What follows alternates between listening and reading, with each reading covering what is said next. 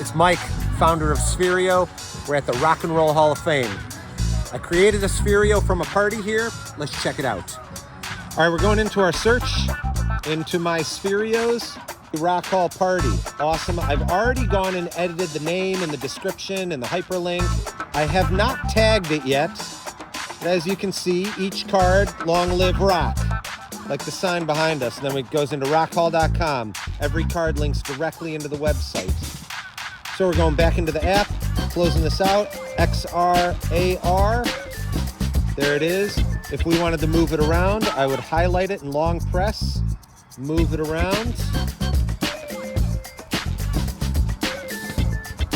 Let's tag it.